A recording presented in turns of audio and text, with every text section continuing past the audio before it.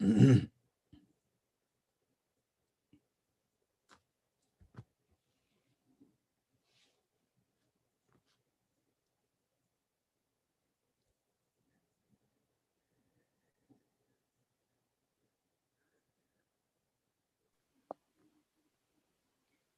afternoon, ladies and gentlemen.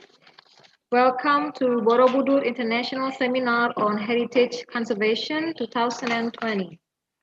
The theme for our seminar this year is the role of Borobudur conservationists on the international scene. 20 years reflection after Indonesia Restoration Project in Angkor, Itasa 1994 to 2000.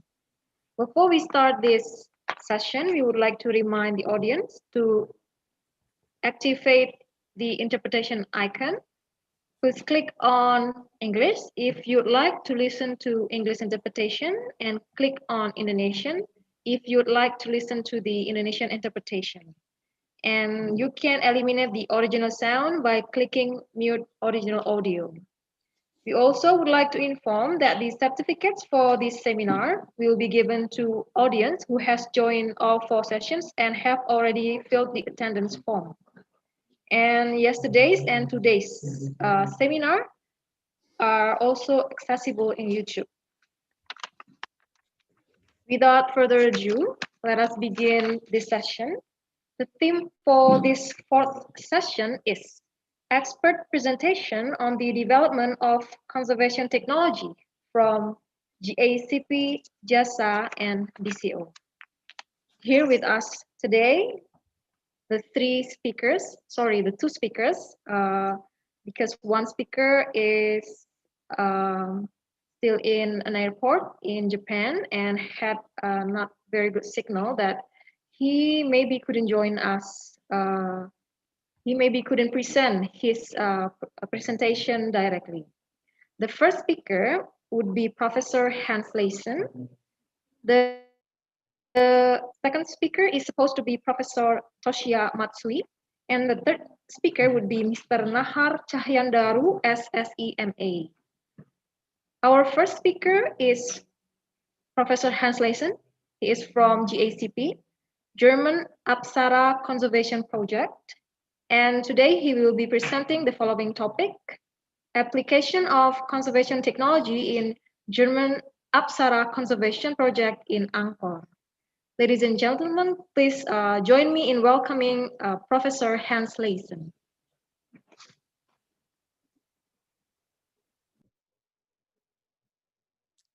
Selamat sore. Sore. Can I start my presentation? Yes, sure. Can you see it now? We haven't seen the screen yet. So maybe it says the host has prevent to open the screen.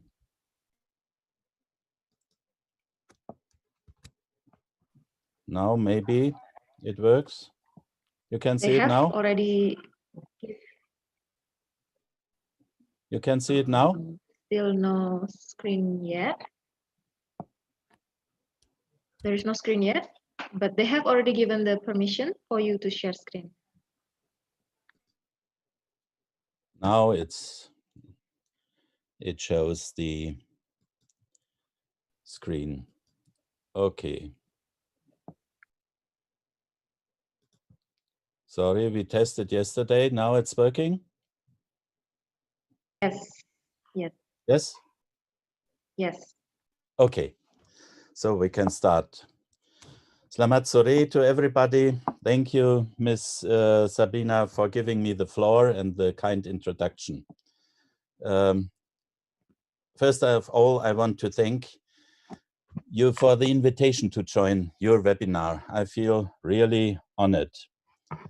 I talk about the application of conservation technology in our German Apsara Conservation Project in Angkor in a German-Cambodian cooperation.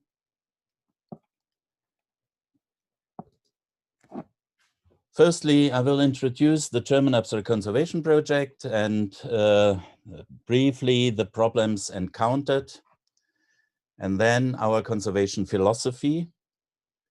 Then my speech will be followed by the documentation and investigation methodology we apply, the selection and testing of conservation materials, and finally the conservation interventions, and at the end, a short conclusion. The slide shows anchor from space. In the center you can, the slide shows anchor from space. In the center you can see Angkor Wat and the big square of Angkor Thom and the big water reservoirs on the left and the top, the Western Barai and the Eastern Barai. And in the southeast, I don't know if I have a pointer, the so-called rulers group, the first city in Angkor Plain, Hariharalaya. At the moment, we are working at 2 temple sites, at Angkor Wat and at Bakong. But since we have been working at around, since 1997, we have been working at around 25 temples. We started the GSCP project in 1995. We started at Angkor Wat not because it is the most important temple site in Angkor. We studied many temples and found that the decoration of the temple, the apsaras, the pediments, the lintels, and even parts of the bas-reliefs in the surrounding long galleries, which we can see in the slide here, are highly endangered. The first project was about the apsaras, and later, step by step, we developed programs for the other decorations. The state of preservation of many of the apsaras, as you can see in this slide, is really frightening. The main damage phenomena is so-called scaling, very nicely visible on the left slide. The outer part of the stone block detaches by weathering processes from the interior. In the end, the scale falls off, taking down the whole decoration, which is then lost forever. The temple has lost its artistic value. However, also other damage forms like sanding or cracks, biology, and many others damaging salts can be observed frequently. In a second step, we also develop programs for the reliefs in the long galleries on the right side, which are around 580 meters long and which have a height of 2.5 meters. So this is a huge area for the conservation process. And then we deal with the pediments at the towers or with whole towers due to the dangerous condition of the gopuras, especially on the second level, and the corner towers as well on the second level. We run specific project for the big building elements since several years. At the left side, you can really see the condition of huge tower areas, and on the right side, fully exfoliated pediment. In some cases, like in this example from Takeo Temple, from the tiers of Takeo Temple, we find situations which are nearly beyond any repair. As you can imagine, there's not much science who can preserve these eras.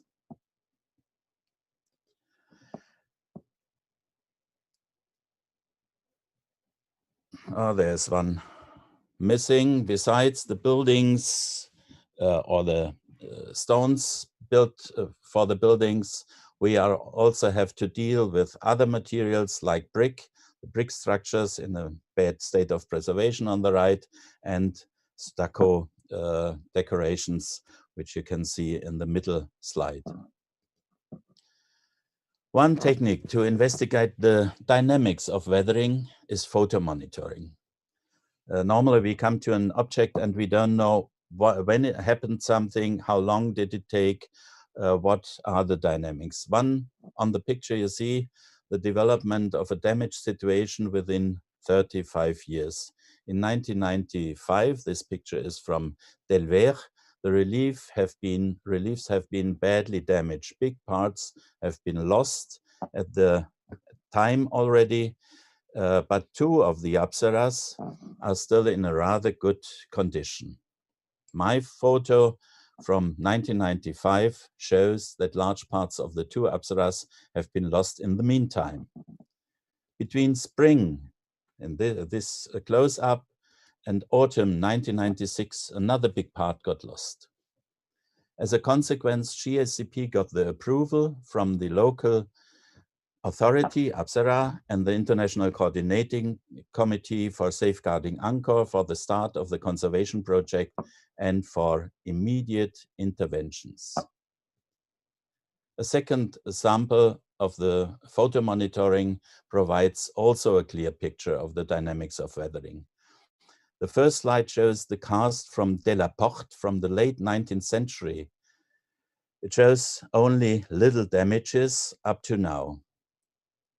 The photograph from 1999, when we started an intervention at this pediment, shows that the pediment is in a very bad state of preservation, and the mapping makes it more clear that most of the rest of the relief is highly endangered due to scaling and the red colors and blue exfoliation. The yellow parts are lost since longer times.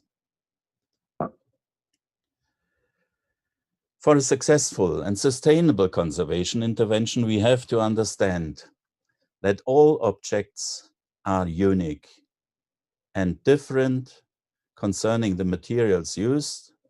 This means that also the different temples, which look similar from the used stone material, can be quite different in its behavior and the properties. The environmental conditions, the different weathering influences and mechanisms, and of course, the state of preservation. This requires different approaches and materials for conservation. Guidelines are, in this case, helpful for the planning of a sustainable conservation process. And the systematic approach guarantees successful interventions. The site management plan in this slide shows all the different steps of a conservation intervention, which has to be followed precisely. The anamnesis with the object identification and registration of the object history, the diagnosis, the documentation, examination, research, which has to be carried out, the development of conservation materials and conservation performance in the therapy phase, and finally the quality control, respectively maintenance phase at the end. The diagnosis phase starts with a full and detailed photographic documentation and the classification of the single objects addressing the state of preservation. From the risk map on the right side and the map of priority, these can be drafted from this information of the classification, and then an emergency consolidation activity can be planned and executed. Very important for this decisions are the mappings of the different situations. An important part of our scientific conservation methodology, which is based on detailed documentation and investigations, is the recording of the different damages, which has to be executed in a systematic manner. Then the analysis of stone types and properties follow. We have to know about the environmental influences, the weathering behavior of the different materials, and we have to carry out research on compatible conservation materials and adapt them to the conservation, to the materials of the individual stones. Study of long-time behavior of conservation materials is an important part of this research. For addressing the damages, we use the International Glossary on Stone Deterioration Patterns of ICOMOS ISCS, the stone group in ICOMOS. For mapping, we developed a standardized mapping key with determined colors, patterns, and signatures. This is in addition to the glossary for Cambodia. Dr. Livana, the former director of Apsara, he translated with his team the glossary into Khmer language, and we hope that in future we can work together to translate it as well into Bahasa. The next slide shows again few of the frightening damages on the left side, the scaling in the middle, extensive exfoliation on the right side. Big parts of the decoration is lost already due to the scaling and to high content of damaging salts, which are specially accumulated in the corner towers. The main cause of the formation of scales is the mineralogical composition of the sandstone and the water during rain showers due to changing relative humidity. Oh, there's a slide, it has been moved. Here we can see a scanning electron microscope picture of minerals, feldspars, and clay minerals, which are the binder of the sandstone. The clay minerals, which function as binder, swell when they become wet and shrink when they are drying. In the right picture, we can see the model of this expansion. The water molecules are entering the layer structure of the clay minerals. They form hydration shells around the binding cations, and so the clays swell. When they dry out, they shrink. Due to frequent rain showers and high humidity, this process is cyclic. This happens in a depth of around 3 to 4 centimeters and is therefore hardly detectable in an early stage. In the following slides, you can see few examples of investigations at the site and in the lab. The measures to measure the capillarity, we use the so-called Karsten tube. In this case, we get information about the capillarity, water absorption on differently weathered areas, which is extremely important for the conservation process. For example, the consolidation, it gives a figure how much consolidant has to be applied. The very low destructive drilling resistance on the right side and the graph and at the bottom, it gives a hole only of 3 millimeters, tells us about formation of scales or weak surface areas. It can also prove after conservation intervention whether the treatment was successful or not. For example, the consolidation process or the reattachment of scales. In the lab, we analyze the stone petrography, the analysis of two sections of thin sections of sandstone samples from Angkor Wat on the left and Takeo shows significant differences. These are both the building stones from the tiers of the temples. Blue is quartz, green albite feldspars, red autoglass feldspars, and black is the matrix. I think the differences are obvious. like as well the measurement of the water absorption values and the ultrasonic velocities of stone materials from different temples. On the top graph, you can see water absorption values, on the bottom, the mean values of ultrasonic velocities. We have tested materials from many temples like Angkor Wat, Bayon, Preah Ko, Prerup, Bantasrey, Kokher, Preah, even from quarries, the historic quarries of Angkor. I think it's obvious the different variations or the variations of the different stone materials. We also did a lot of salt analysis at different locations and situations of Angkor Wat, and as well of many other temples in Angkor and beyond. The comparison of salts from bed deposits in the left picture shows that the salt composition in Angkor Wat, the right upper picture, is very similar, while the ions we measured at Prerup are slightly different. So this is also important that we have to do it, and we cannot say this is the standard which we can transfer to all the other temples. Damaging salts are one of the biggest problems at the temples. Most of them are highly active in the deterioration process. Point 5, selection and testing of conservation materials. Based on the results of the research, the conservation materials can be developed and selected. The use of compatible and well-adapted conservation materials is precondition for a successful conservation operation.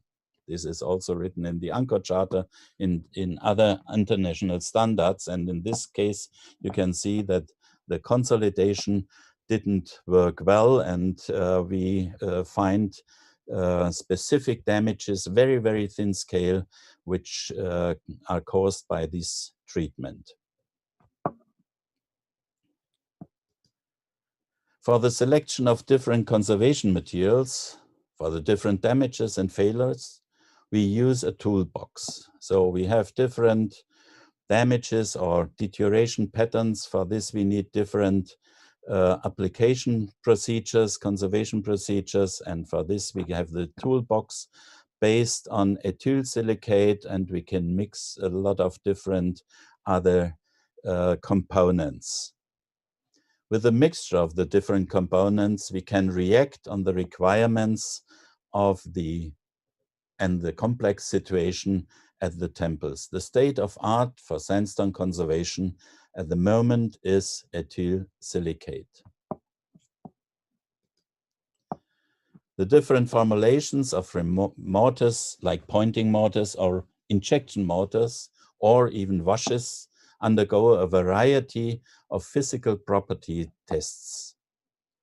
And of course, also the handling or the visual and aesthetical properties at the bottom, you can see them, are tested whether they fit the original and the weathered stone material. Here, for example, we can see different samples which are different in color and shape, and they provide information about the properties of the different recipes of repair mortars, which either water uptake capillarity, water vapor diffusion. For this, we have the slices, bending strength as well, the slices, ultrasonic velocity and Young's modulus, pull-off strength, and the test of color and texture. This slide shows the evaluation of the testing of the properties. In the last column are the properties of the tested samples in comparison with the unweathered, the properties of the unweathered sandstone from Angkor and the weathered sandstone. You can see the variations of the different materials. The traffic light colors show if they match the requirement or not. So these green and yellow are good, but the water transport parameters are always too high, and there is up to now no solution for better fitting. So, and then the conservation process starts. The towers on the second tier I talked already about of Angkor Wat are a real challenge. The towers are in an extreme state of preservation. The first step after the mapping and research is the de-restoration process, the removal of huge amount of cement in the joints and lacunas which have been applied in a former intervention. And then hundreds of square meters have to be consolidated. The whole process for one tower takes around 4 to 5 years. The mortars we apply are applied with small spatula and injected with syringes, as you can see in the slides. We have around 40 years of experience with conservation materials based on ethyl silicate and now 25 years experience in Angkor. The application of ethyl silicate-based mortars and injection materials require a highly developed skill of the conservators in charge. Fortunately, our GAC team and now GARCP team is very talented. Next slide shows a section in the Northwest Tower, which we have, the work has been concluded in spring this year after 5 years. On the left picture before, you can see the damage situation, and on the right side, after the conservation. The whole tower is now stable. The reliefs as well, but it needs maintenance, monitoring and maintenance. The interventions have to be followed by a plan for monitoring and regular maintenance. This is very important, and of course this for the donors, for those people who have to provide the budgets, it's very difficult. But it's really necessary to keep the monkeys laughing for long term. The conclusions.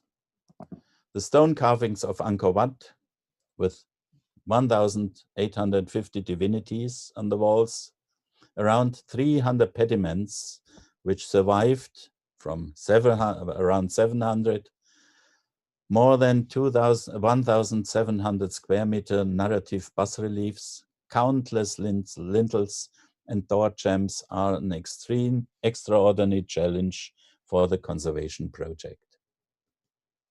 Only a systematic approach, combining a scientific analysis of the object and the development of adapted and compatible materials, accompanied by careful documentation, allows to implement a comprehensive and sustainable conservation concept. One of the most important preconditions for successful interventions are well-trained and specialized conservators working at site. No workers, trained conservators. This is very important. The formation of a powerful team of local conservators, at the moment we have 14, enabled GACP to solve the practical preservation problems. These columns carry the conservation work of GACP in Angkor and other parts of Cambodia than nearly 25 years. Since 2020, the GACP conservators are integrated into Apsara Authority in the frame of the German Apsara Restoration and Conservation Project. They hold a key role in the continuation of the conservation process of the monuments and the long-term maintenance. Finally, quality control, monitoring, maintenance programs are compulsory in heritage preservation. Thank you very much for your kind attention. Terima kasih. Thank you very much, Professor Layson, for your presentation. So in Professor Layson's presentation, there is a description on the background behind Angkor's restoration and also the problems which GACP found in Angkor, and also the conservation philosophy of GACP, which believes that each object is unique, thus it needs different treatments, and also the documentation and investigation process, which is based on scientific conservation approach, and also the selection and testing material, and then the conservation intervention and how significant monitoring and maintenance is along the process. Thank you very much for your presentation, Professor Leisen. Now we are going to present to you our second speaker.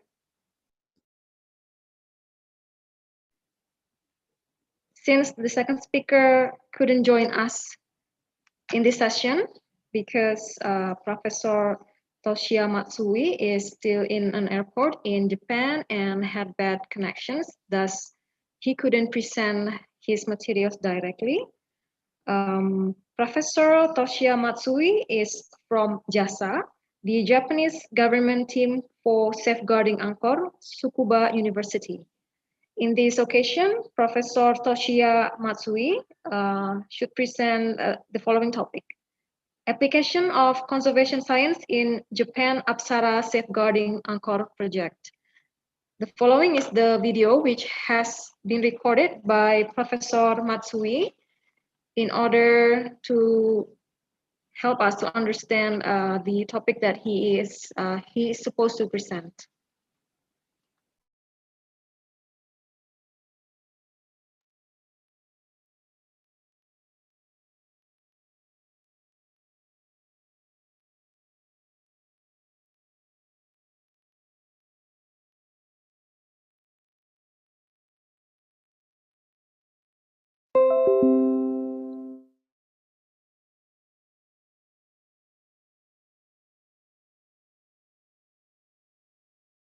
Good afternoon, ladies and gentlemen.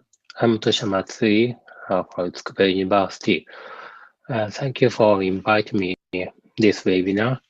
I'd like to join this webinar by online on time, but I'm just in transit now at the airport, so I stay in airport, Kagoshima Airport in Japan. So I made the video of my presentation. I apologize for any inconvenience caused to you. Sorry. So I'd like to share my presentation. Okay.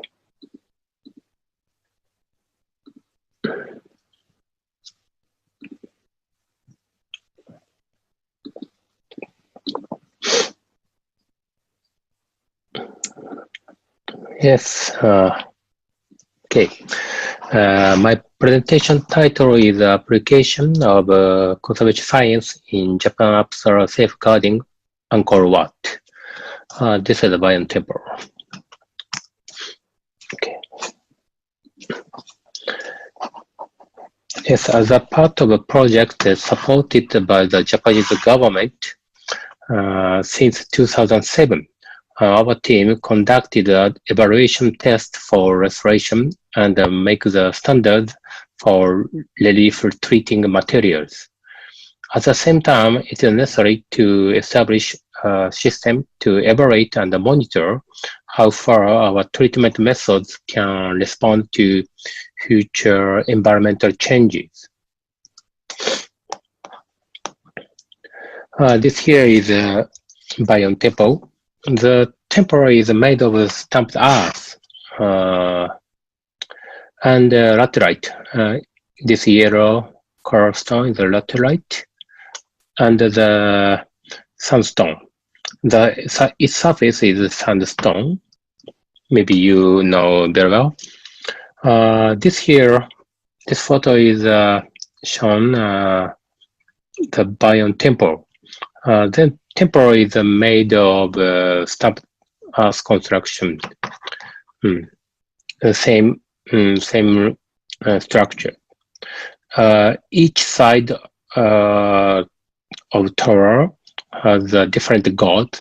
The tower have been repaired by the French team in the past, but in recent years the joint became loose, cap appeared, and rainwater started penetrating inside. The reliefs have various conditions and their artistic value is highly appreciated. The deterioration of the relief and the stone surface was classified into salt weathering, wet and dry weathering, and biological deterioration. First of all,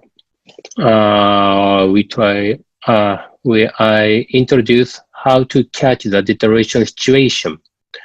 Measurements were carried out for all reliefs, and some places where the degradation seems to be progressing were monitored. This is an example of the outside corridor of Bayon Temple. We measured all reliefs every year. We can find that deterioration was progressing. The red part, this one, red part, shown the lost part in 2 years. Left photos is 2008, and the right one is in 2010. The red part is lost in 2 years. And then beside is conducting the research on the ground and the structure of this temple and its degradation, we decided to investigate the impact of tourists and the maintenance.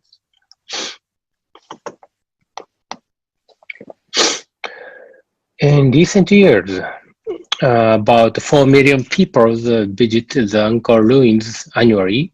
So we measure the environmental vibration in Bayon Temple.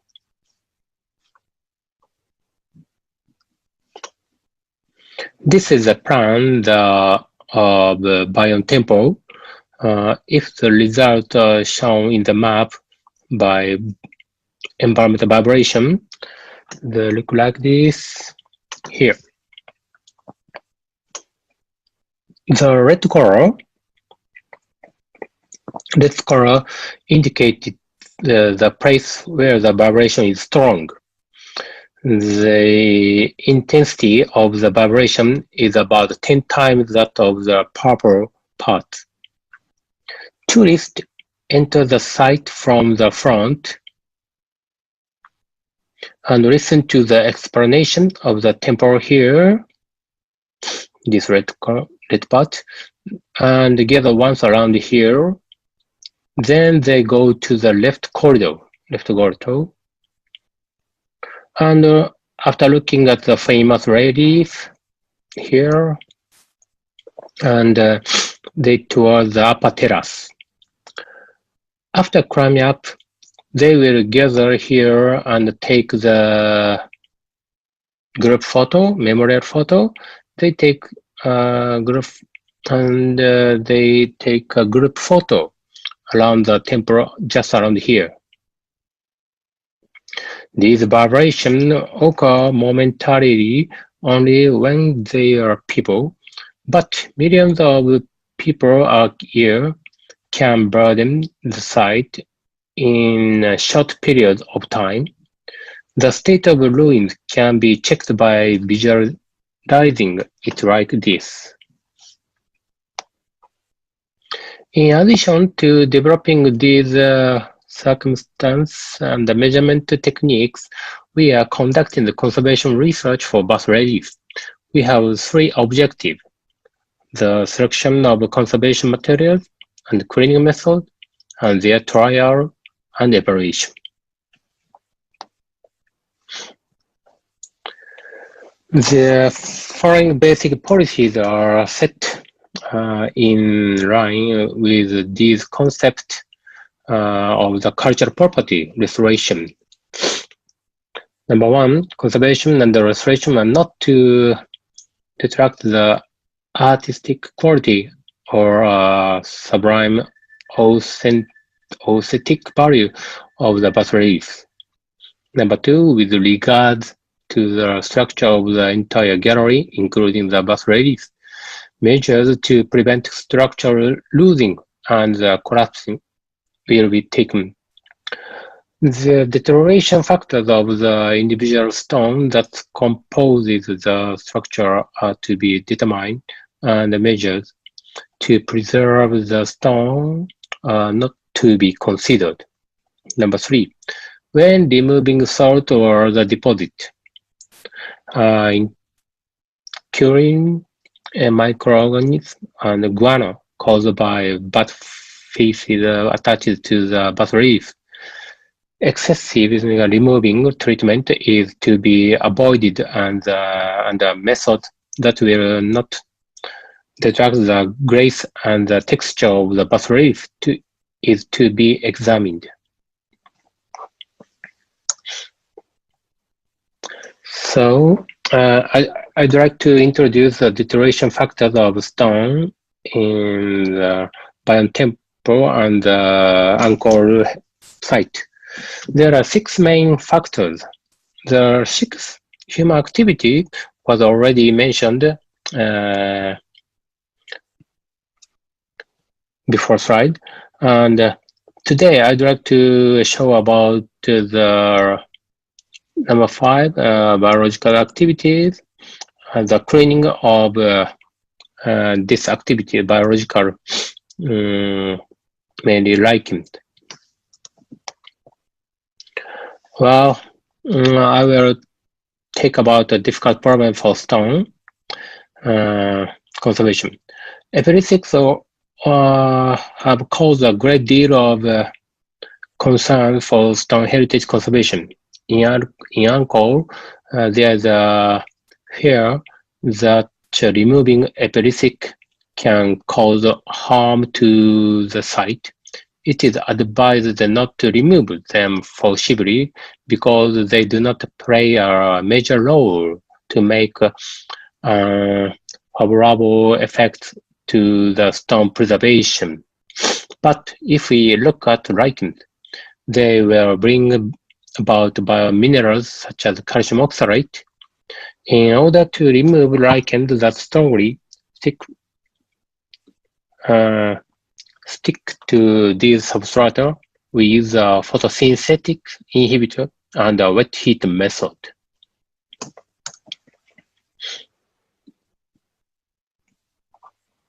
Oh, sorry. Yes. This case treated by the photosynthetic inhibitor. Although lichen was strongly stuck to rock stone, they were cleanly removed after a few years. This method was being confirmed that there is no effect on the stone. Yes, this photo shows the original before treatment. I just only spray the photosynthetic inhibitor 1 year and a half. This is a beginning to cleaning. So you can see the trace of the stone cutting in 2 years and a half.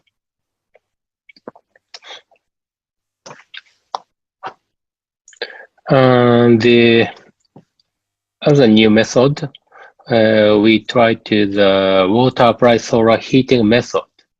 We call the wash method, using water and solar heat to remove lichen. This method not using chemical, without using chemical. The treatment area was moistured and was kept moist for 4 days in sunlight. The image on the upper left side here, this is the before treatment. Many lichens are naturally removed after 4 months here. as a picture of the this photo, and 1 year as a picture upper right shows most lichen were naturally removed. We don't use mechanical cleaning and brush, just only water. We use only water and wrapping. Okay. Oh, sorry. To conserve the detail of stone culture properties, we are researching gentle method to clean cultural properties that are friendly to people and the environment.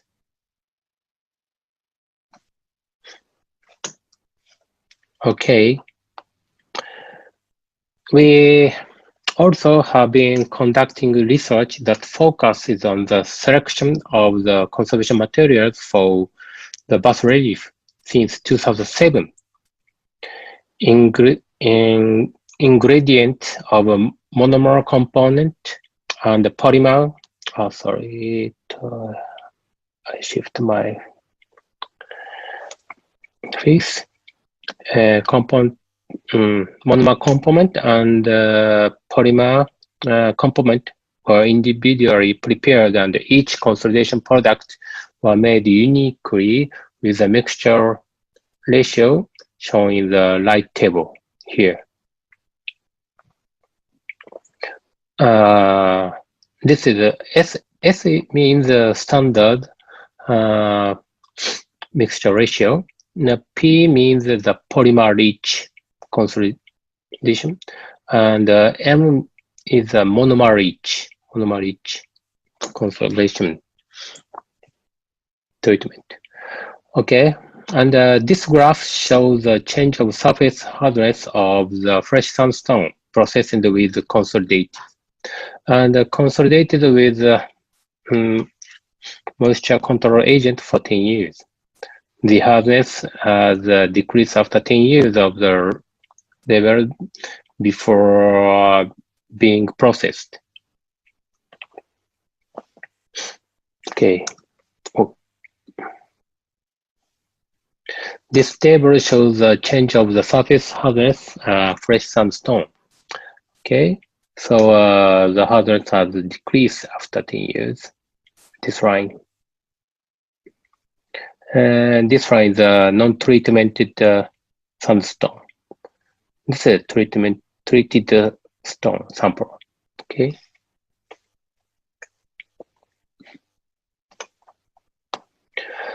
The acoustic emissions of the consolidation product were also measured. The result looking, the result looking like this. The horizontal axis, the time, shows the time, and the vertical axis is a number of A counts. From the graph, you can see that AE occurred more frequency after the 32nd days here.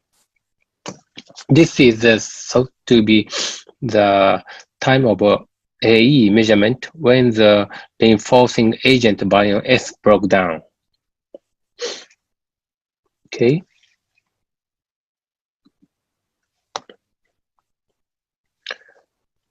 And the 6 text construction were carried out in bion corridor.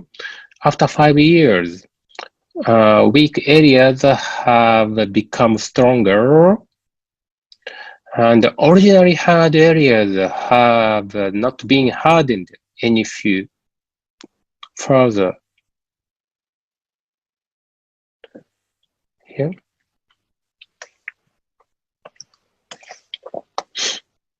The standard deviation indicated the variation in hardness of the treated stone surface. Oh, sorry. the average values of the hardness, the L value in red, of these places subjected to consolidation treatment went from 259 to 414, and the standard deviation in blue shifted from 60 to 18. The hardness increased to about 1.6 times, and the surface hardness variation was about 1/3. So the surface of the treated stone materials could be uniformly strength.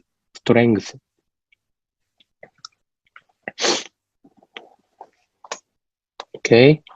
This table shows changes in the water absorption rate of the sample treated with the special property of the moisture control agent in mind. Various moisture control effects are being maintained, and we have found that aging has not taken place even in the bioenvironment.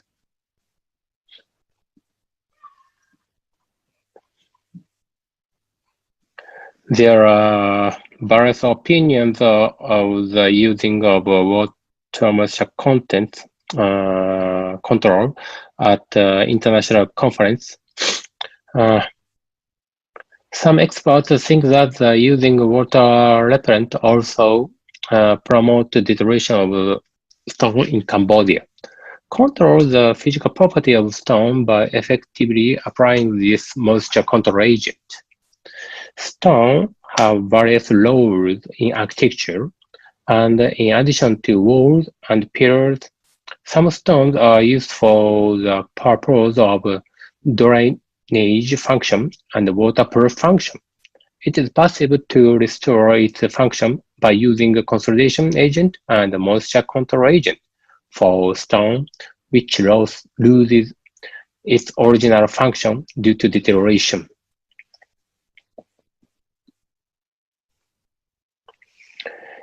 Even here, we are able to strengthen the stone homogeneously by using the water repellent effectively. We can control its moisture contents. Here, this is the moisture contents after treatment. So you can see the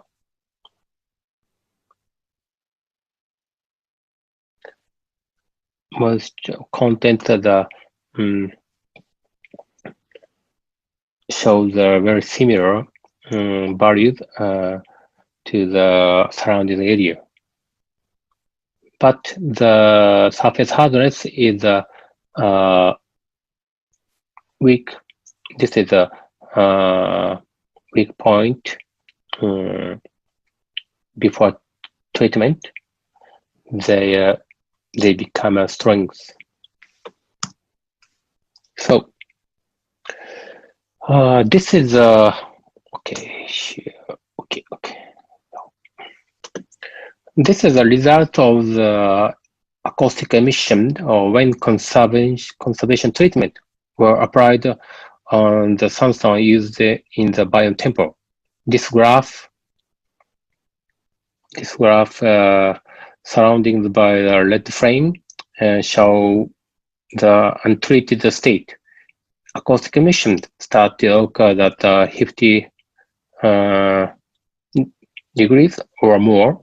Cracks appear in the inside, and we can see that at the 16 degrees, the increase considerably. Moreover, the cracks occur when the stone cools. This line.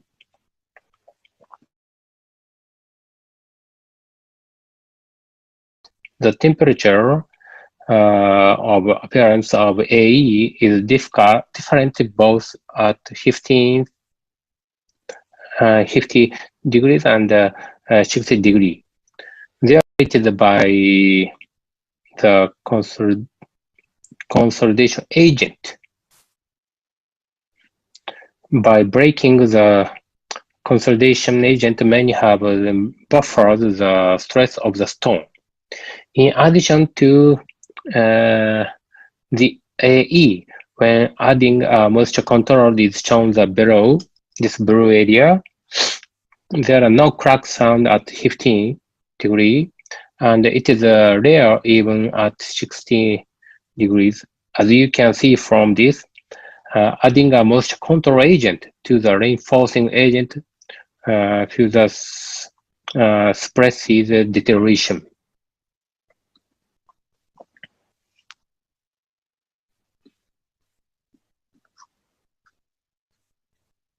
Okay.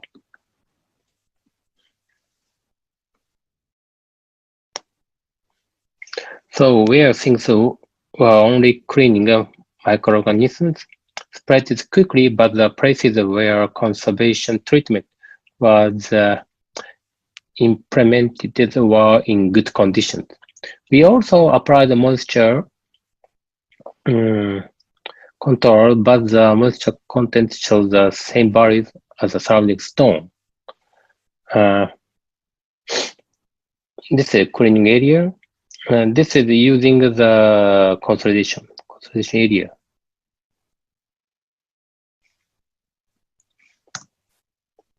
Okay. This is another result of microorganisms profiling through next generation sequencer. Immediately after cleaning, the microbiological flora of the parts which was cleaned changed, but it returned it to original state after 2 years here.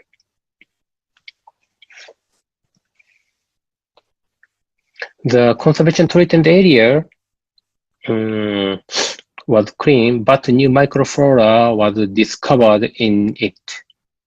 In particular, the genus Sphingomonas, which prefers hydrophobic environments, become dominant. It will be considered as a new indicator for the evaluation of consolidation and the moisture permeability. The future conservation process should not be evaluated visually. It should be evaluated by measuring the changes that happen at that location. Okay, next I will address the new monitoring technology we are working on. But first, I want to talk about time-lapse image generating using image-based modeling by crowdsourcing. We use crowdsourcing for images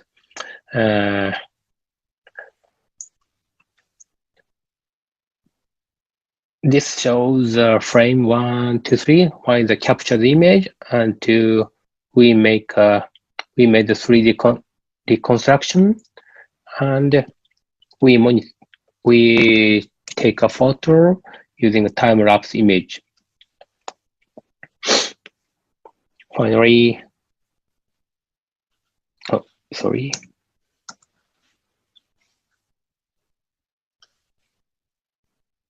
Okay, we outputted 2 images of the proposed method, reproduce the repeatability to discriminate the movement region of target.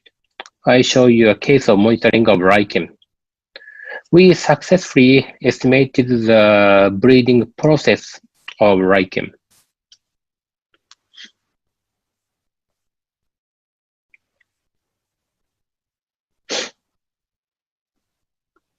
Here. This is the 2017 August, and this is the 2000 December. Okay. Next case, we feel that it is difficult to collect and confirm data for the conservation of the site. So we are developing a system in which local workers who go around the site can collect data through their smartphone. The system delivers the data when workers pass each other. In places with internet, like in an office, the data is automatically uploaded and the data can be checked even in Japan. Now we are testing how to validate data collection, and we are transmitting it like a packet relay.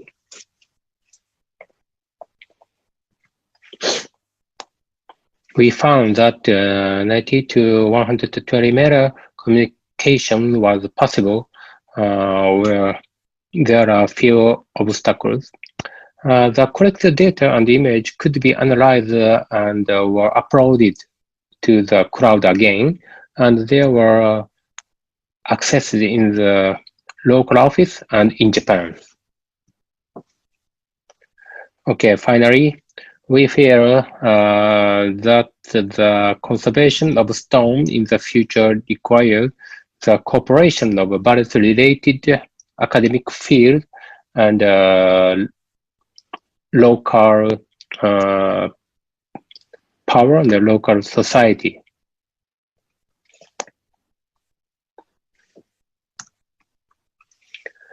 The deterioration classification was restricted to direct destruction causing substance. However, it is not enough to only review these factors when considering the future conservation treatments. Many sites focus on maintenance and utilization, but it's necessary to develop a preservation treatment plan and method with the perspective of future utilization. Furthermore, it is also necessary to quantitatively graph the impact of on the condition of the ruins of the new environment caused by global environmental changes. Therefore, in addition to conservation science, a multidisciplinary research system based on the architectural history, geotechnical engineering, biology, petrology, meteorology, archaeology, environmental studies should be established. Thank you for your attention, and this is my presentation. Thank you very much.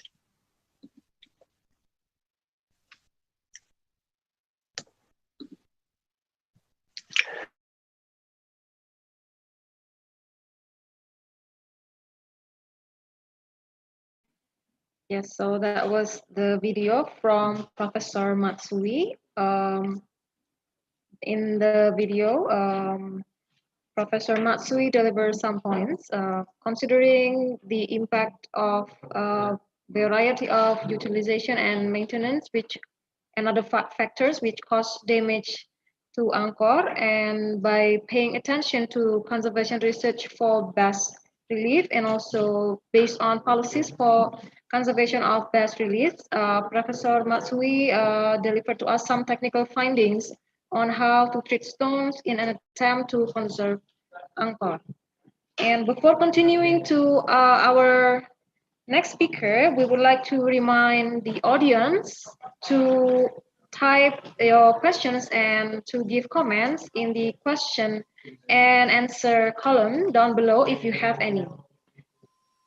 Right. Our next speaker is Mr. Nahar Cahyandaru, SSEMA, from Borobudur Conservation Office. Right now, Mr. Nahar Cahyandaru is the conservator and heritage researcher in Borobudur Conservation Office. Ladies and gentlemen, please welcome Mr. Nahar.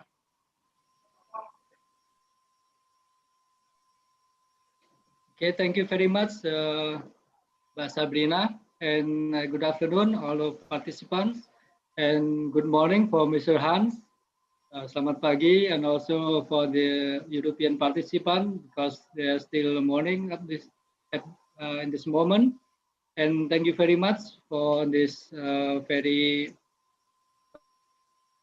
seminar.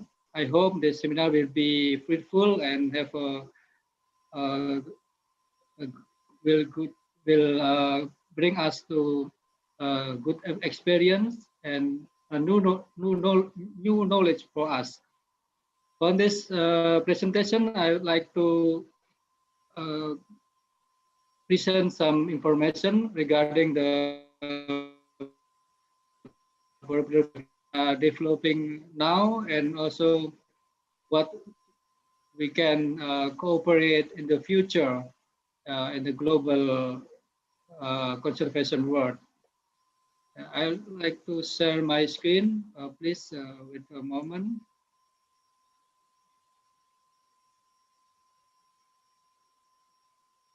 Okay, so the title of this presentation is the development of the conservation of cultural heritage at Borobudur Conservation Office. As Sabina said, my name is Nahar Cahyandaru. I'm working at Borobudur Conservation Office. And this is the fourth session of the Borobudur International Heritage Conservation. And I'll go directly to the introduction of Borobudur Conservation Office, because maybe not all of the participants know about Borobudur Conservation Office. That's why I'd like to uh, give a brief preview about Borobudur Conservation Office. So basically, Borobudur Conservation Office is a technical office under the Ministry of Education and Culture. And technically, this is under Director General of Culture. Besides Borobudur Conservation Office, there are also many other offices. There are regional conservation offices, or we call BPCB. There are 12 BPCB around Indonesia. And we have also another office like Borobudur Conservation Office, which is the Sangiran Early Man Site Conservation Office. This is the office for the prehistoric conservation and prehistoric preservation. And we have also many museums under the Director General of Culture. And the main task of BCO was the conservation of Borobudur as a World Heritage Site, and also the area surrounding Borobudur. And second, we are also conducting the conservation research and development. And up to now, we can say we are the only one, the institution in Indonesia, which doing the conservation research and development, to develop the new methodology, new material, and so on.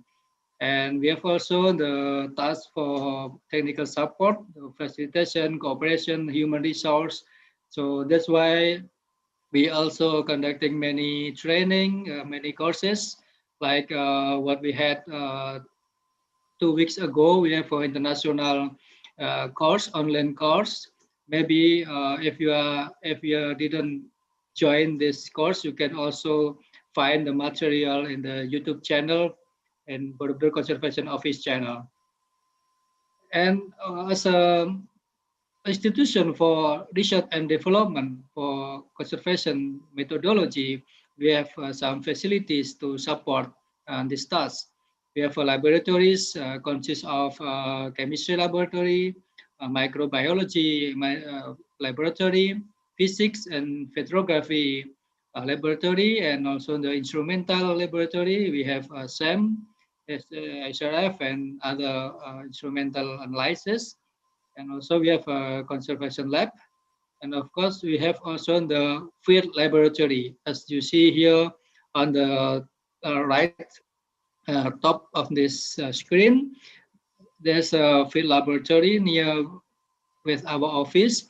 This is the artificial temple, the place where we can do the material testing for the conservation. For instance, if we have a new material for conservation, we can bring to this artificial temple, and then we do the testing on the material. This is a the basic philosophy of conservation. We cannot apply directly the material on the heritage material, but we can test first on the artificial like what we have here, artificial temple in our field laboratory. And next, continue the general material from this presentation. I would like to introduce the material conservation that we are developing in this office, and then also I will also present some material about the documentation, And as Mr. Masanori Nagaoka yesterday in his session, he said about the disaster risk reduction or DRR. This is one of the important issue here in Borobudur. And I hope we can also share to other sites in the world about how we can do the reduction of the disaster risk in heritage sites. And then a little bit about the archive conservation, because in Borobudur we have conservation archive from the previous restoration, 1973, 1983. So this document now become a memory of the world. So I will also mention a little bit about the archive conservation. So I will go to the first material, which is the how we develop the conservation material. So we develop this conservation material because we have an experience, and UNESCO gave us a report on us because UNESCO identifies some problem with the old material, old conservation material, and UNESCO gave a recommendation to stop the use of chemicals and develop a new material instead of chemical. So this is a big issue for us at that moment. So then we decide to develop a new material, a new technique, and so on. And then we have also a regulation change because before we use law number 5, year 1992, and then we have a new regulation at 2010, the law number 11, and there are many paradigm shift from this regulation change from this law. First is about the ownership and the conservation actor who can actually do the conservation. From the previous law, only government can do the conservation, but now regarding this law number 11, people or personal or institution, organization, or maybe foundation can have the ownership of heritage and also can do the conservation. Of course, we have to understand the guideline, the principle, and the methodology. And then there's also the regulation of the reversibility principle. So we have always considered the reversibility of the materials. And then there's also the regulation about the minimum intervention. And all of the methodology should based on the scientific activity. So all of conservation activities should be based on the scientific knowledge. This is also the mandate from the law number 11. And then we identify that there are many traditional practices for cultural heritage maintenance that can develop as a new conservation methodology. So this one I will go deeper after this slide. And also the risks, as we know, we are located in the very high risk of disaster, especially from the natural disaster. On the material conservation, we have a general topic for the development of the conservation. Our general topic is to how to mainstreaming the traditional based conservation and the use of natural product. And this the main topic also become the main topic of our international course last 2 weeks ago. Yeah, 2 weeks ago. So you can also check the material from our YouTube channel and also for the Conservation Office websites. We had a international course. The theme of this international course is also the mainstreaming of traditional based conservation and the use of natural product. But how to do this? How to get the new methodology from the traditional based conservation? So we have to start from the identification of local knowledge. This is something that is not easy because we have to go deeply into the community. We have to dig into the daily activity of the people, the ancient books and other resources. And then we can select this kind of local knowledge. This one we can continue to the scientific testing, and some of them maybe we cannot we can use or we can develop.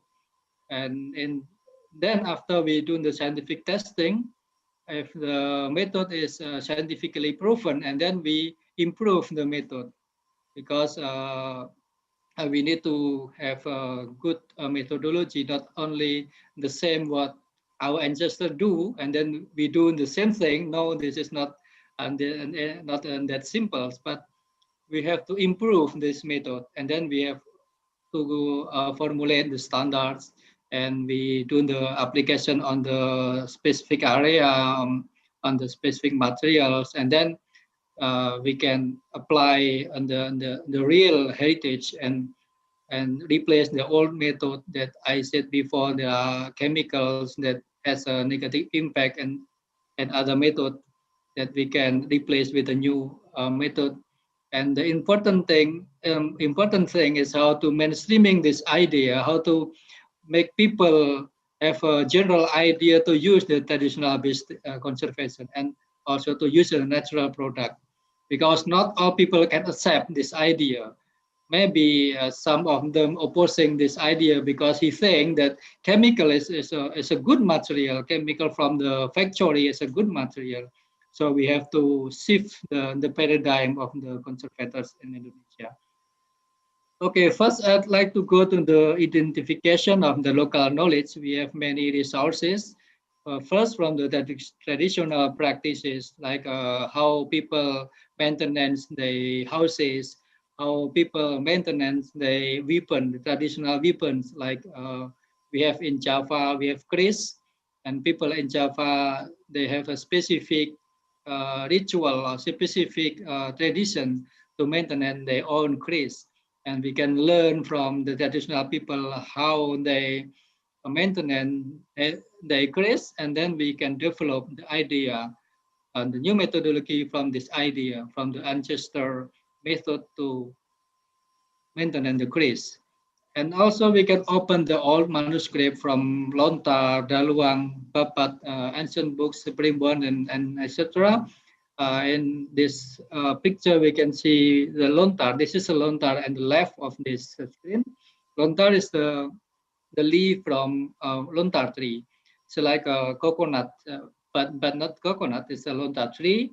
People can take the leaf of this Lontar and make a writing on this lontar tree. Especially in Bali, there is still a living tradition of lontar. So we can have many information from people in Bali and also in other region in Indonesia. Daluang is more or less like a lontar, but has a different material. This is from Daluang tree, like a papyrus, but this is from the bark of Daluang tree. Bapat is the book from the kingdom. Usually, kingdom has the note about the history of the kingdom, and inside this Bapat, the book of the kingdom, we can also find some information about the local knowledge. And also Primbon in Java, Primbon also popular. And then folklore is like what we can hear from the ancestor, what ancestor did in the past, and we can learn from them. And also direct observation to the traditional community, but this is not easy because we have to go to the specific community. We live together with this community and learn how they live, and this is not an easy process, but maybe we can also get many information from this traditional community. And then we select this kind of local knowledge because some of them are only a myth. It's not scientifically and not explainable scientifically. So it's only a myth. For example, what we have here in the mosque of Pulau Penyengat, people say that this mosque was built with mortar, the lime mortar, with sand and lime, and also the white egg, the white egg. So I think this is also difficult to explain because how many egg we need for this kind of very big building, and also sometimes we can also find the unreasonable material, like we hear from Lombok. Some traditional houses, they clean the floor of the house with buffalo drops, cow drops. Of course, this is difficult to understand, and this is unreasonable material, so we cannot develop this kind of technology. And then after we select, we continue in the scientific testing. The first of the scientific testing was to test the efficacy. We have to understand the effectivity of this material to the specific problem, because as Professor Hans Leysen said that every material, every condition has their specific problem. So we have to go deeply on this specific problem. So if we want to deal with the problem of fungi or for specific bacteria, so we have to test this material to this specific problem. And then we have also to analyze the bioactive compound, the identification and extraction, and then the separation and purification. This is some data of the characterization of the material, but I think this is a very chemistry aspect of the presentation, and I will not go in deep about this chemical aspect of this presentation. And then we do the improvement of the method after we understand that this method is effective by efficacy testing. And then we understand also the material, the ingredients, on the composition of the material. Then we continue with the method improvement. And this method improvement, we can do the optimization, the percentage of the solution, for example, and the condition of the method and so on. And then we can also improve by the extraction. For example, from the specific plant, for example, lemongrass, we know that lemongrass has an activity to the insect repellent, and then we can extract the essential oil from the lemongrass, and then we can also purify the bioactive compound from the lemongrass oil, and this is how we can improve the method. And then we also make a chemical modification by combination, solution formula, and so on. And then now we are also using the nanotechnology to have a good solution. For example, what we have the picture in here, this is the fungi, this is the lichens, and also the moss. This is the more or less the same what Professor Matsui did in Bayonne, how he deal with the problem of lichens. And here in Borobudur, we have also the similar problem of lichen and moss. And we developed the essential oil from lemon, which is the lemongrass solution. And this lemongrass oil can control the development of this lichen. So the moss become dry, the lichen also become white and die. And then if we want to improve this, the efficacy of the solution, then we use the nanotechnology. We make a nano emulsion of essential oil, and finally we have the better solution to control the growth of this moss and also the lichens. And then we do the standardization and application. We do the publication, the standard method formulation, and so on. Like here, we have a book to publication. Participant can also download this book in website of Borobudur Conservation Office. I think I will continue because the time is limited. And then we do the mainstreaming of the idea, how to replace the old method with this kind of new method by seminar, discussion, training, and other activities. Okay, so I'd like to enter into some example what we did in Borobudur Conservation Office. So first, I'd like to take one example of the wood conservation. Here we know that in wood conservation, we have many factors, damaging factors for the wood, like termites and other insect, beetle, burr, and then fungi, algae, and also physical damages. This is the problem or factors that occurs in the heritage material, wood heritage material. And we found in Kudus traditional house, they have a specific material to maintenance the house, like what we see here on the left, how the houses look very clean, very shiny because they always maintain with a specific material. And they use tobacco and clove extract for the maintenance of the wood. That's why we then take this idea of Buddhist people, and then we analyze what the composition of tobacco, what the composition of clove extract, and then we do the analysis of this material. And then we found that, of course, the clove extract, we can get the clove essential oils, and inside the in the clove essential oil, then we found the bioactive, namely eugenol, and we can also do the extraction of eugenol. This is from the chemical point of view, this is something that we can do easily in the laboratory.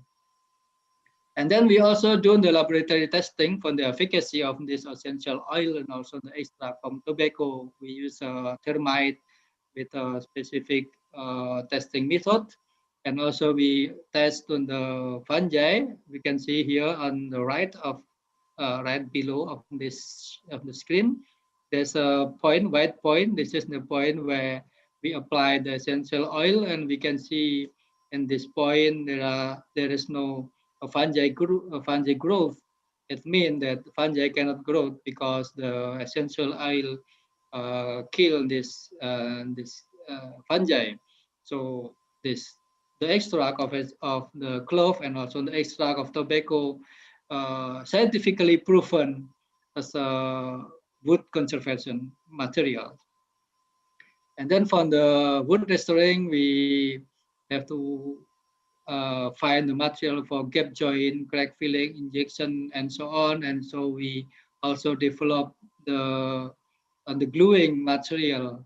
From the gluing material, then we can develop this kind of material for joining, for filling cracks, and so on. So next, I would like to take other example. This is the metal conservation. Like I said before, in Indonesia, in Java people, they use a specific technique to clean the traditional weapon like grace. People use the lemon and other acid material, and then we try to develop this lemon extract, and then we try to use this extract for metal cleaning, and then we finally we have the method to clean the heritage object, metal object with this lemon extract. And now we also develop with new technique with sodium bicarbonate. Yeah, we mix the lemon extract with sodium bicarbonate, and it will create a new paste formula, and then the paste will be more effective on the metal conservation, metal cleaning. And this method also more safe on the metal because the pH on the acidity of the mixture become decreasing. And the pH will more neutral because the sodium bicarbonate is a base, and lemon, of course, is acid. And then this is another material to do the metal cleaning based on the traditional technology like a coconut water, pineapple extract, and mengkudu. Mengkudu is people say this is a noni fruits, but in Java we said this is pace, or in Indonesia we said mengkudu. This extract of mengkudu also effective on the metal cleaning. Then for the other type of metal, this is bronze, while grace is iron, and this is bronze material. We can also clean with the similar material to have a clean bronze artifact. And then after cleaning, the other problem of metal is how to stabilize the metal from the corrosion. And there are many techniques to stabilize the metal from the corrosion. And one of the material is tannin. And in natural product, we can easily find the resource of tannin. For example, the leaf of of guava tree we can find easily in Indonesia, in Java especially, and we can extract the tannin from this kind of leaf, guava leaf, and also from tea we can also find the tannin from the tea.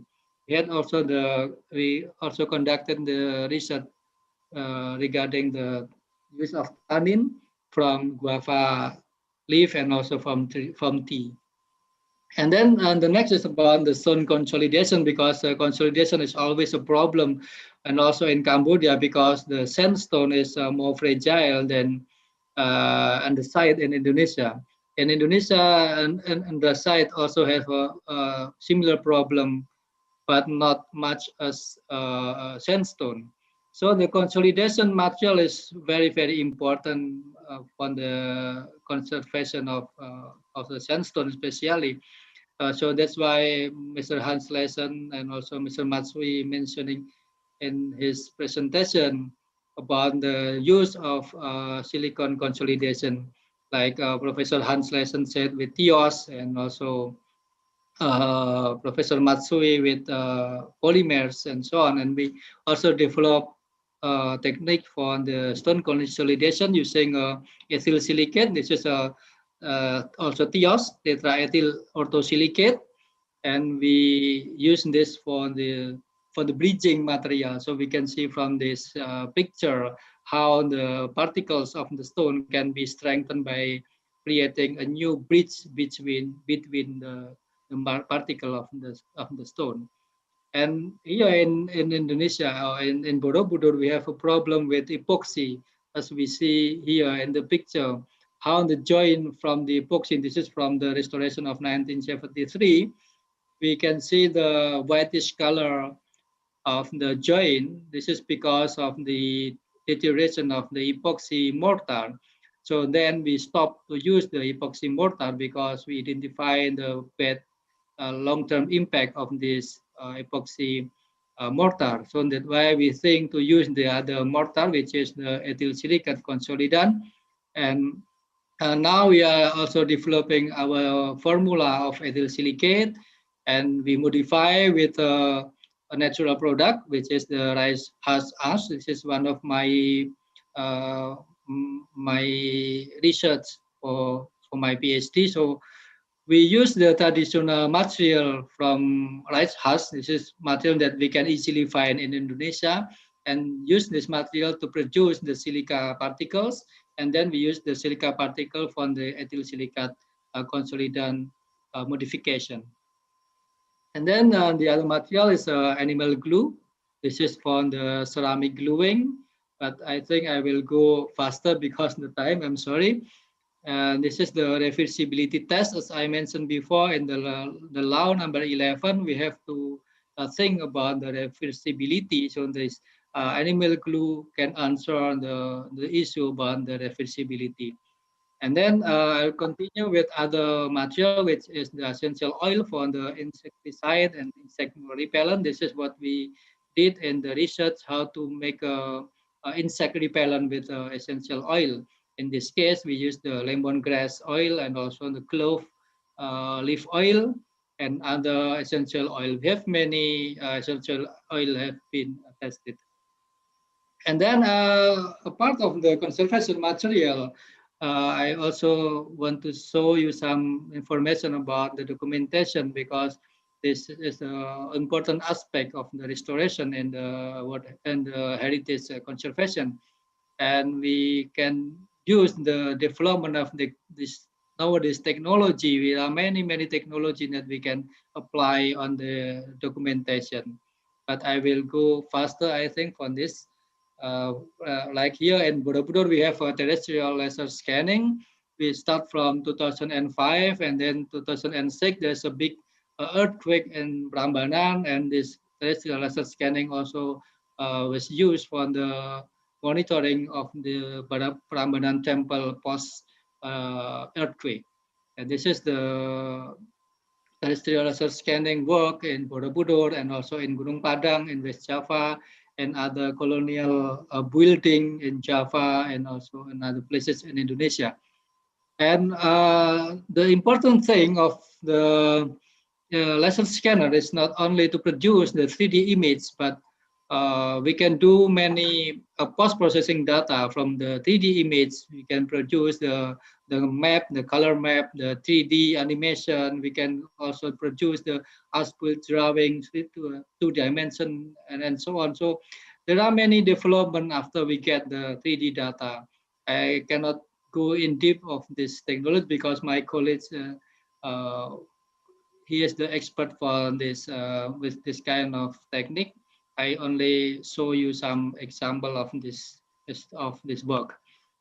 And also the digital photogrammetry, because if you use the laser scanner, of course, this is a high technology and also high price technology. So we can also use another a simple technique with a digital camera and by the software, specific software to create the 3D modeling and 3D data. So basically we can also use another simple equipment, not only in the laser scanner, which is very expensive and very costly method. This is another example how to use the 3D data for the digital restoration. This is when we try on the statue, Buddha statue and lion statue. And also we try to the chatra. This is the top of the temple Borobudur. We have a chatra here. And from this technology, we can do the digital restoration because this is not possible to put the chatra on the top of Borobudur because there are too many new material, so it's not allowed by the archaeological principle to put back the chatra on the top of Borobudur. But we can do the digital restoration. It is very possible, so people can understand that on the top of Borobudur actually there's a additional structure by this digital restoration. And then from the 3D technology, we can also do the monitoring to understand the development of the deterioration problem, the development of the crack, for example, or the microbiology growth, and so on. And then we can also use the 3D technology for the education. For example, here we also develop the 3D games for kids to understand the bas relief of Borobudur temple because we have Karma Vibhanga. This is the hidden bas relief in Borobudur, but based on the 3D technology, we can create some kind like a game so people can see inside the temples and other modeling for publication and education. And then the new introduction from our colleagues in documentation, they said that they are now developing the heritage information modeling. This is a new technique, I think, in terms of documentation of heritage materials. Okay, so I'd like to continue with the next material, which is the disaster risk reduction. As we know, Borobudur located in the middle of the mountains, especially Merapi mountain. This is the most active mountain in Indonesia or maybe in the world because it's very active. So we have to have a disaster mitigation. We have a guideline how to deal, how to face this disaster once the disaster came. And then we also have a capacity building to prepare our staff, to prepare of the personnel to face if there's suddenly a disaster happen. Like what we have here in this picture, this is the picture of 2 days ago. Our colleagues in Borobudur, they installed the cover for the floor and also the cover for the stupa because this is the part of our mitigation. We heard from the agency of the volcanology in Ministry of Energy in Indonesia. He said that Merapi mountain is on the last stage of eruption. So we can prepare everything in the temple. We have a cover. So once the eruption happen, the volcanic ash can be more easy to manage because we have a cover for the specific area. And then the last one is the archive conservation, because as I said before, that restoration archive from the restoration of Borobudur, 1973, 1983. This is the documentation of drawing of the archive and the photographic and so on now become on the memory of the world. So how to manage the archive is, I think, this is something that we can share to other conservators in the world, and you can make a discussion and we can develop together the better management of the archive.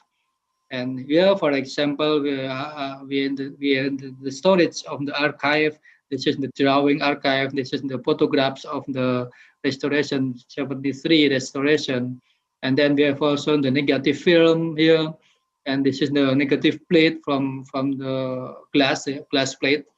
And this is also the rare material now. And then we do the digitalization and make a catalog so people can easily access this kind of archive, and also the moving archive like a video documentation during the restoration. So I think this is for my presentation. Thank you very much, and I give back the time to Sabrina. Thank you very much.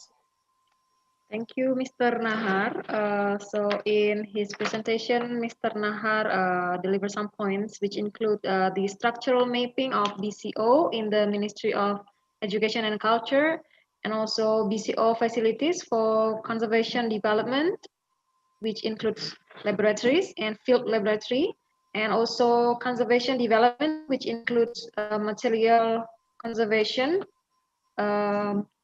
which is now is more natural compared to before due to the regulation regarding more natural approach on conservation.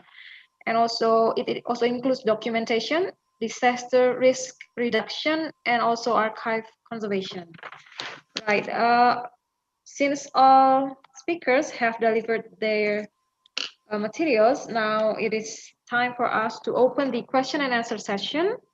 We have this first question from Mr. Taufik.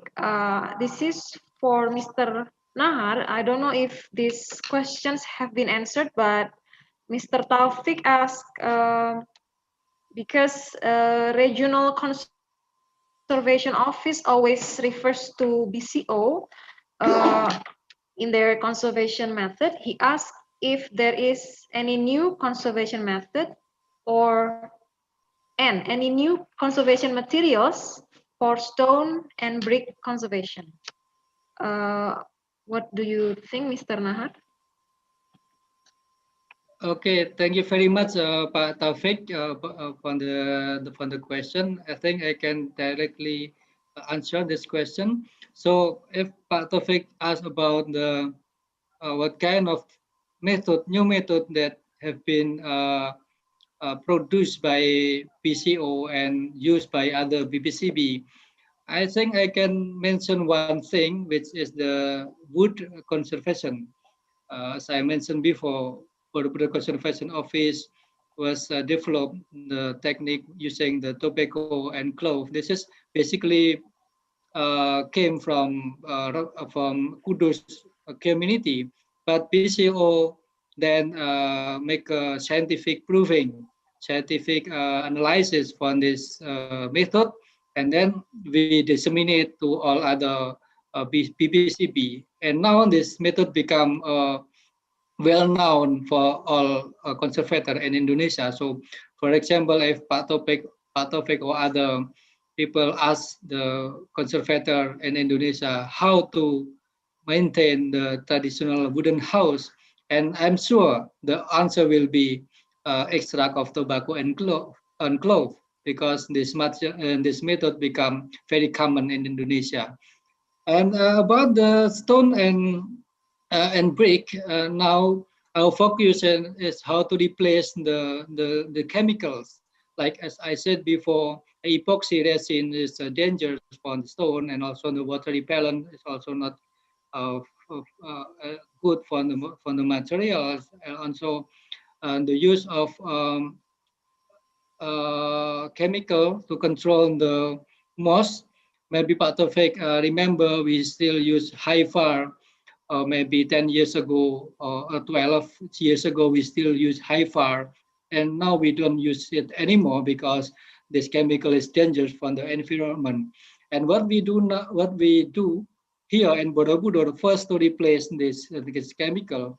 So for epoxy, for example, now we are using the ethyl silicate consolidants, and then for the most controlling chemicals, now we will replace the chemical with the essential oil extract, and we are finalizing the testing now because we have to check the effectivity on the specific area, and then next year we will apply on the wider area of Borobudur. But up to now, due to our testing, the result was very satisfied because the essential oil very effective for the moss, and then the effect, of course, is very safe comparing with the chemical product.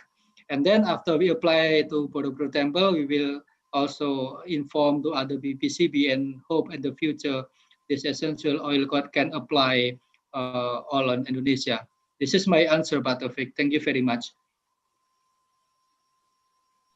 Okay, Pak Nahar, Mr. Taufik also asked the effectiveness of the cover that is used to cover Borobudur due to the Merapi eruption which are about to come. How effective could that be? Wouldn't it destruct the stone more? That's what Mr. Taufik asked. Okay, thank you very much for the question. I think this is a choice. This is a choice because if we don't cover the specific area on the temple, the volcanic ash will cover the temple for the for the stupa. There's a specific places that the ash can penetrate, and then we will difficult to clean. So that's why if we cover with the specific material, I think this is a better choice than just let it stupa impacting by the volcanic ash. And second, at the floor, we can avoid the ash to penetrate to the drainage system, because under the floor of Borobudur Temple, there's a new drainage system installing by the second restoration in 73, 83, and we have to also maintain this the drainage system. Otherwise, the drainage system will block, and the water will go uncontrolled. So this is also another problem with the volcanic ash. So the direct impact of the volcanic ash itself is dangerous, and the other impact from the block of the drainage system is also dangerous. So that's why we decided to put this cover, and hope that this activity we can minimize the impact of the volcanic ash. I think this is a choice, and from our opinion, this is a better choice than just let the temple open and impacting by volcanic ash. So thank you very much. Thank you, Mr. Nahar, for the answer. This following question is from Mr. Faiz. I don't know if probably this can be answered by Mr. Nahar or Professor Layson. The question is, in maintaining the materials of heritage site, is natural material more effective compared to the chemical materials? And does it last longer? And how long does it last? Either Mr. Nahar or Professor Layson maybe would like to answer this question. Professor Layson, do you want to ask first? Maybe you can give additional information before I answer. I think I'm not the right person, because we do not treat the objects with natural materials, as this is a new field, and Nahar did a lot of specific research and testing on this. Actually, I only can say that with the materials we use, and of course these are different for example, for sandstones for the Angkor temples compared to Borobudur with its andesitic, basaltic materials, or also the others like Prambanan and etc. For the sandstone, I think as I said in my presentation, the tetraethyl octosilicate, the ethyl silicate, is state of the art for the conservation, for consolidation, and as well for the preparation of different mortar systems for the application. And I couldn't show everything in detail. If you look to the ethyl silicate, which was developed during long research in Germany, it's not just ethyl silicate, it's different formulations of ethyl silicate. Some fit better to silicate stones like sandstone, others better to limestone. We have different formulations concerning the silica content to react on the different situations at the monuments. So with this system, we have long experience, as I said, in Germany since now nearly 50 years, in Angkor since 25 years, and it works properly. That's why we also don't use traditional materials, and of course we are able to provide for our projects the ethyl silicate from the factory. It's not necessary to produce ourselves ethyl silicate from rice husk ash. And of course, in my opinion, for these natural production, for these natural materials, it's still a long way in testing the application and testing what results we can receive. It's different with the, for example, cleaning process. With essential oils, we know there's a lot of testing during the last years, and obviously these materials work. So this is another point where in future, I think these traditional materials can be used in the conservation process. It's okay? Yes, Mr. Nahar, would you like to add on that? Okay, thank you very much, Professor Lesson, for the additional information. I agree with you that we are still in the long process to get the final result of the traditional method. Maybe some of them can apply, but the other method we need more process to get the new method. And for the answer for Mr. Muhammad Faiz, I think, yes, the name. Okay, yes, Muhammad Yes. Faiz. About the effectivity, I think it's depend on the type of the material and also depend of the chemical type. Some of them, the chemical will be more effective, of course, from the natural product. But if we work on the heritage material, we are not only talking about the effectivity, but we also talk about the safe of the material. We have to select the minimum impact of the material, not only the effectivity.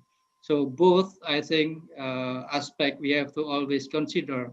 We have to always pay attention to the effectivity and also the safe of the material. The chemical normally more effective because it's a chemical, it's a strong material to clean, strong material for gluing, for example. Of course, epoxy is very strong material. In terms of conservation, we are not talking about the strength of the material only, but we are also talking about the long-term effect. We are also talking about uh, the short-term and long-term impact. I mean, so I think if we compare the effectivity of the chemical and the natural product, we have to talk with the specific material, because not all material can effective for all for every material, but maybe this material will effective for stone, for example, but not effective for brick. So we have to develop the specific material and with effective and also good for the long term.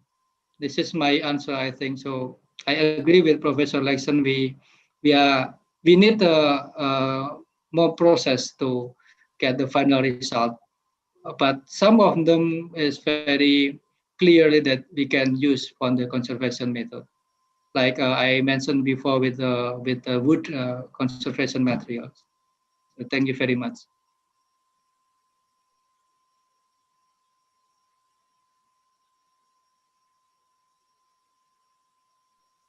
Okay, thank you for your answer, Professor Layson and also Mr. Nahar. So in conclusion, we still need to figure them out. And the next question is from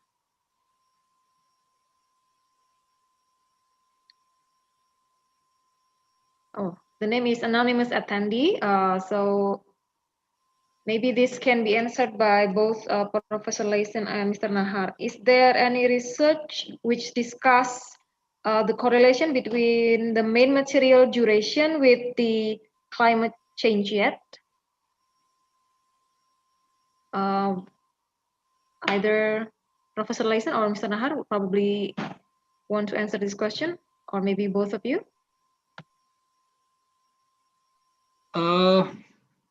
I think the question in Bahasa, so I think Professor Lesson is it's difficult to understand this question. But I think the conservation material also depend on the weather, on the climates, of course, because the heritage material always affected by the climates and also the conservation material.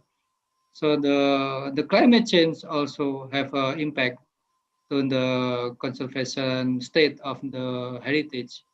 I think this is my opinion. So, and especially from the pollution, air pollution. In Borobudur, because we are in the area and the urban, not sorry, in the rural area, so we don't have industry near Borobudur. We don't have a big factory in near Borobudur. So the quality of the air is still very good. So the impact of this air pollution is not we don't need to worry about. But in the other heritage, which is near with the big city or near with the factory, I think the air pollution also have a negative impact on the heritage. And this is one of the example how the climate change can have a negative impact on the heritage. I think this is my short answer for this question. Maybe Professor Lyson can have additional information. Yeah, it's a difficult question, yes, but I'm convinced that there is, of course, a real big impact on our heritage due to the climate change. The climate change will have really an impact on on our monuments, and especially also on the influence of the weather, of the weathering processes. And so also, of course, has an influence on the conservation methodology, materials, etc. I think there are no results available to say that how big is the influence, what is the consequences out of it. In Europe, we have more and more conferences, and beside this, of course, research on the influence on of climate change on our heritage. And there are a lot of discussions going on at the moment. Just recently, there was a digital conference organized by the German Foreign Office and the German Archaeological Institute. But I think there's a lot of research to do up to now, and it will have for sure, the results will have for sure an impact on our approach to the preservation of the monuments in future. I hope this is answered the question. Thank you, Professor Layson.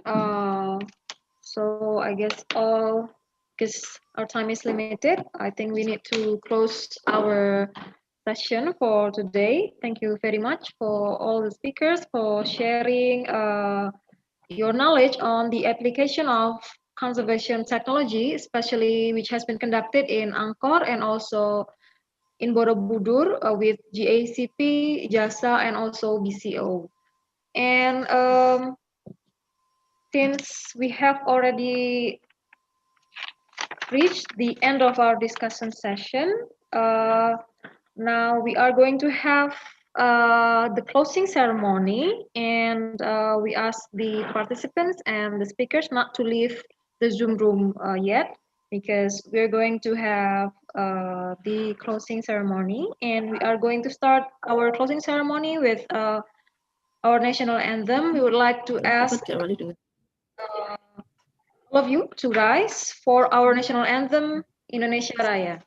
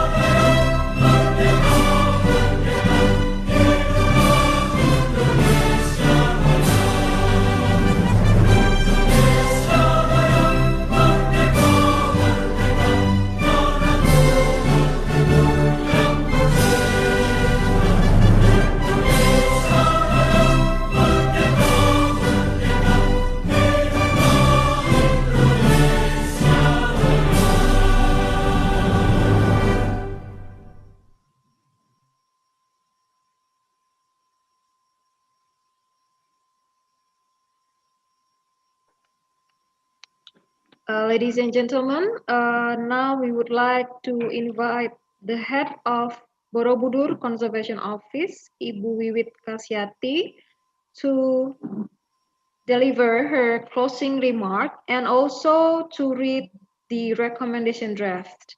The recommendation draft, which is going to be read by Ibu Wiwit Kasyati, is not the final draft yet, and we still receive input from the speakers and also the audience in order to finalize the draft. And the audience and also the speakers can comment on the draft in our website, boishc.borobudurpedia.id. BOISHC, BOISHC.borobudurpedia.id. Ibu Wiwit Kasyati, would you please deliver the closing remarks and also to deliver the recommendation draft?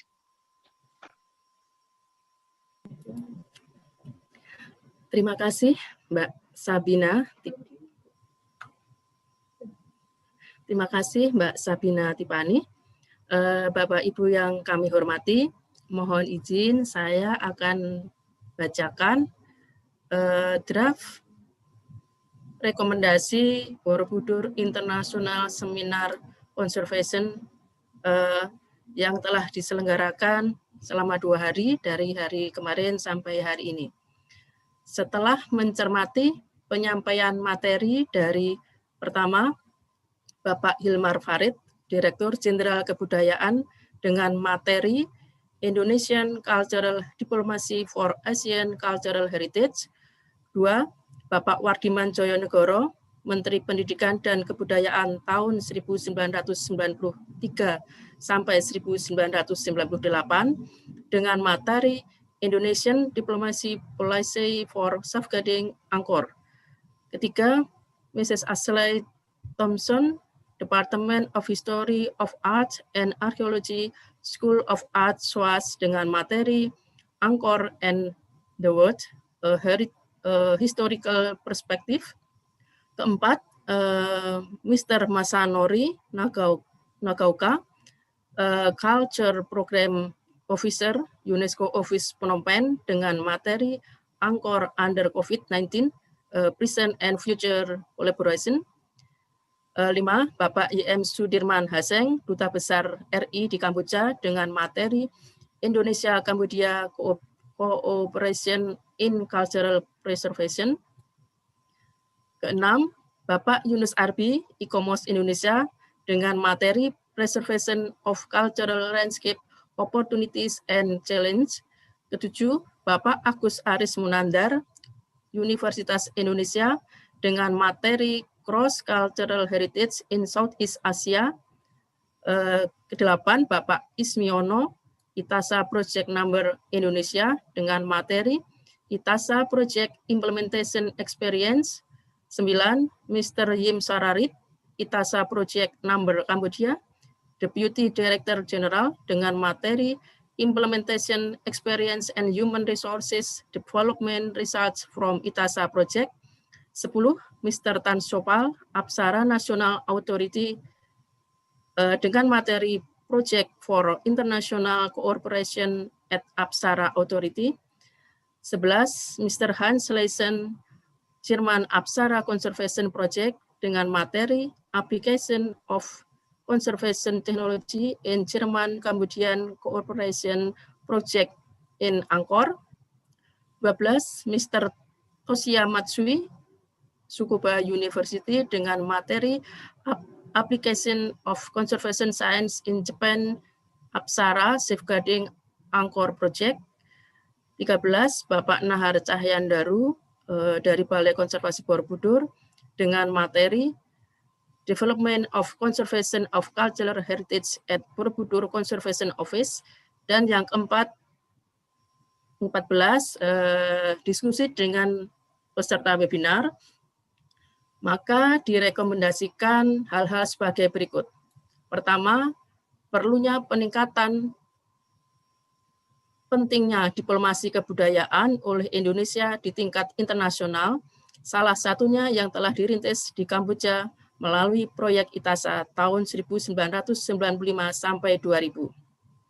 Kedua, Indonesia dan Kamboja memiliki kaitan sejarah yang sangat erat, baik di masa sejarah klasik, era perjuangan kemerdekaan, dan di era modern yang dapat menjadi sarana untuk meningkatkan hubungan diplomatik antara kedua negara. 3. peninjauan kembali dan melanjutkan MOU kerjasama antara Indonesia dan Kamboja dalam upaya mengembangkan pelestarian cagar budaya dan pariwisata dalam wujud bantuan teknis, pertukaran pengetahuan, penelitian, dan pengembangan. 4. Perlunya peningkatan informasi mengenai diplomasi budaya Indonesia di negara lain agar lebih diketahui masyarakat. Proyek yang telah dilakukan di Kamboja perlu disosialisasikan kepada masyarakat, termasuk meningkatkan efektivitas sarana dan prasarana di Itasa Hall atau kawasan Royal Palace. Kelima, proyek Itasa yang telah dilaksanakan dari tahun 1995 sampai 2000 telah berhasil dalam upaya transfer pengetahuan dan teknologi pemugaran kepada teknisi Kamboja sehingga mampu melestarikan cagar budaya secara mandiri. Pihak Kamboja berharap diadakan kembali proyek kerjasama yang memiliki sistem seperti Itasa. Keenam, kerjasama antara negara juga dapat melibatkan lembaga-lembaga non-pemerintah, komunitas, akademisi, UNESCO, dan lembaga internasional lainnya. Kerjasama dapat mencakup bidang pelestarian cagar budaya dan lanskapnya. Juga termasuk pemberdayaan masyarakat, pengurangan risiko bencana, arsip, dan lain-lain. Yang ketujuh, proyek internasional di Angkor menjadi sarana yang sangat baik dalam mempromosikan dan pertukaran teknologi di bidang pelestarian cagar budaya. Masing-masing negara yang bekerja dapat saling memberikan kontribusi dan pada saat yang sama menyerap pengetahuan dan teknologi baru yang berkembang. Demikian draft rekomendasi saya sampaikan. Nantinya akan kami serahkan kepada Direktur Jenderal Kebudayaan Bapak Hilmar Farid setelah kami menerima masukan dari Bapak Ibu semua. Nantinya akan ditentukan kebijakan di pemerintah Indonesia melalui Direktorat Jenderal Kebudayaan. Sekian telah saya bacakan draft rekomendasi dan mungkin sekalian saya lanjutkan dengan penutupan. Yang kami hormati Mr. Yim Sararit, Mr. Hans Leisen, Mr. Tan Sopal, Mr. Tosia Matsui, Bapak Ismiono, dan Bapak Nahar Cahyandaru selaku pembicara, dan juga tentunya para peserta Borobudur International Seminar on Heritage Conservation tahun 2020 yang berbahagia. Adalah suatu kehormatan bagi saya pribadi untuk mendapat kesempatan menutup acara Seminar Internasional Borobudur tentang konservasi cagar budaya dengan tema Peran Pelestari Borobudur di Kancah Internasional, Refleksi 20 tahun pasca proyek pemugaran Indonesia di Angkor pada hari ini. Izinkanlah saya menyampaikan terima kasih dan penghargaan yang setinggi-tingginya kepada para narasumber dan juga para peserta seminar. Kegiatan seminar internasional yang berlangsung dari tanggal 10 sampai 11 November tahun 2020 ini telah berjalan dengan baik meskipun terdapat beberapa kendala teknis. Seminar ini diikuti oleh 501 peserta pendaftar baik dari dalam dan luar negeri. Dalam pelaksanaannya, peserta mengikuti melalui webinar, Zoom maupun live YouTube. Antusiasme peserta sangat bagus, terlihat dari banyaknya pertanyaan maupun tanggapan dari peserta selama kegiatan ini berlangsung. Bertepatan dengan 20 tahun selesainya proyek pemugaran Indonesia di Angkor, webinar ini diharapkan dapat mendukung pengembangan sumber daya manusia di bidang pelestarian cagar budaya yang profesional dan berwawasan global. Kegiatan ini juga merupakan sarana untuk terjadinya pertukaran informasi dan pengetahuan antara para pelestari Indonesia dengan tenaga pelestari dari beberapa negara. Selain itu, kegiatan berskala internasional ini diharapkan dapat mengangkat kembali peran Indonesia di tingkat regional sekaligus meningkatkan kualitas sumber daya manusia muda Indonesia yang berwawasan global. Kegiatan webinar internasional ini bekerjasama dengan UNESCO Office Jakarta, e-commerce Indonesia, UNESCO Office Phnom Penh, dan Apsara Authority. Saya menyampaikan penghargaan kepada narasumber yang telah memberikan sharing ilmu dalam seminar internasional ini. Semoga seminar ini dapat membangkitkan kembali kepedulian masyarakat kepada heritage untuk turut melestarikannya.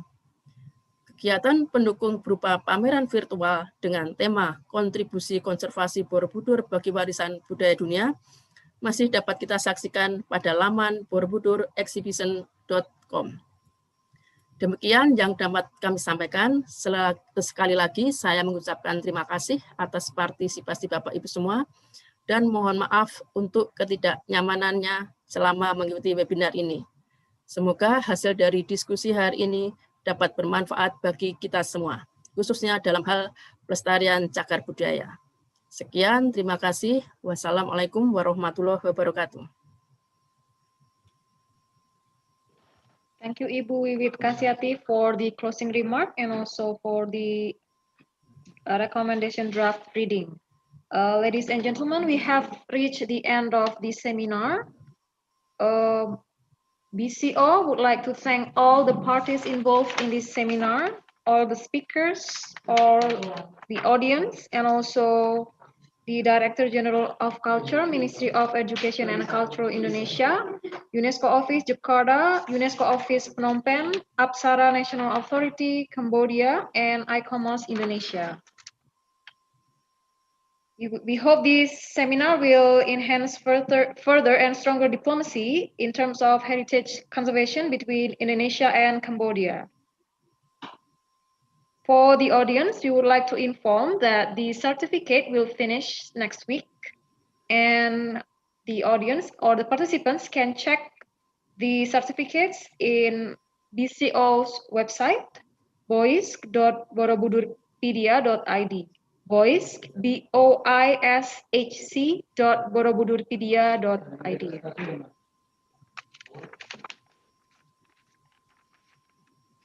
That's the end of our seminar. Thank you very much and see you next time.